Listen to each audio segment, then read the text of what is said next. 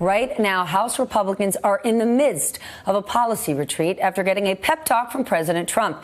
He kicked off the get-together by attacking his two favorite targets. Listen. It's the Democrats and it's the media. We're fighting two battles. The Democrats and the media. It's as if they're one, because they are one. They're working together, they're colluding, and they're obstructing.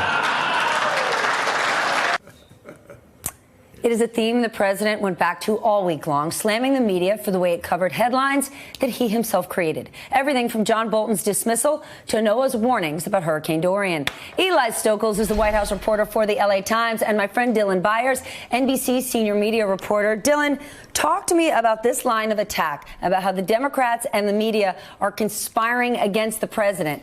Is there something the media or the Democrats should be doing to push back?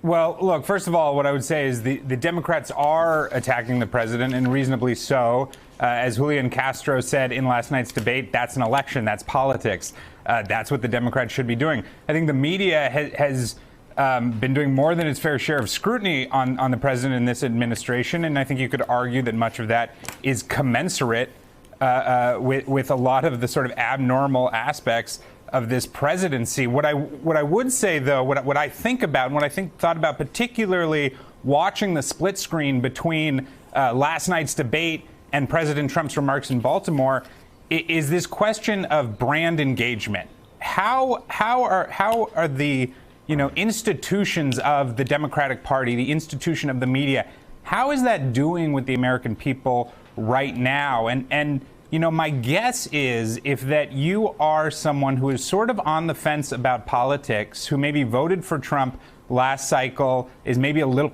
more disenchanted now, and you look at the way that Democrats are conducting themselves on the debate stage, and you look at the way that at times the media can sort of beat the dead horse of some of the mistakes that this administration has made, I wouldn't fault people for being falling victim to Trump's argument that he is just a victim of the media and Democrats. I don't think that's true, but I understand how that has some sway with undecided voters who are just getting sick of this constant sort of, animosity and bickering that's going on both among the Democratic Party and the media. So I think that's something that both Democrats and the media need to pay attention to and need to think more strategically about as they go forward into the 2020 election. Okay, but Eli, wasn't this a perfect week to show how the president lives and dies by the media? It wasn't enough just to get rid of John Bolton. The president had to get rid of John Bolton and then completely control the narrative around it.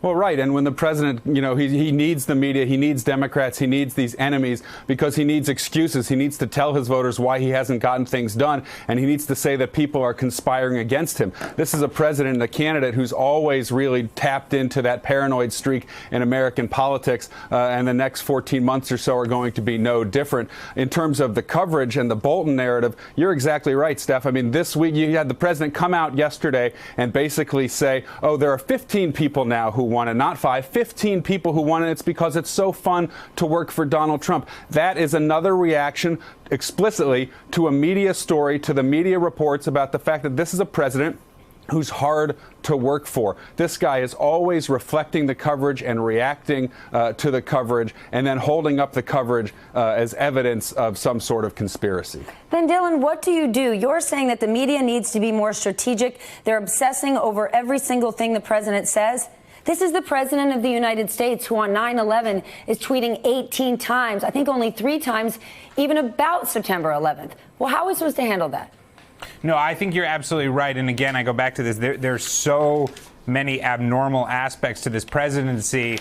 And I think a lot of the coverage, again, is commensurate with that. What I would say is this president and this administration have been abnormal for multiple years now. And I think there is still this tendency in the media at times to sort of light our hair on fire over, every instance that sort of reinforces the narrative that we have about this president. And I'm not saying that that's even necessarily wrong or inaccurate or ill-placed. What I am saying is that the way that it's affecting the American people, look, we are, you know this better, you just launched a podcast about this. We are living in very divisive times. And I think there are a lot of people who are tuning out of the conversation and are therefore susceptible to the argument that the president is making. And I just think we need to think a little bit more carefully about how what we do as the media plays with Americans across the country. And now, Dylan, they have a podcast to tune into. You know, whenever you plug my work, you get to come on this show. Hey there, I'm Chris Hayes from MSNBC. Thanks for watching MSNBC on YouTube. If you want to keep up to date with the videos we're putting out, you can click subscribe just below me or click over on this list to see lots of other great videos.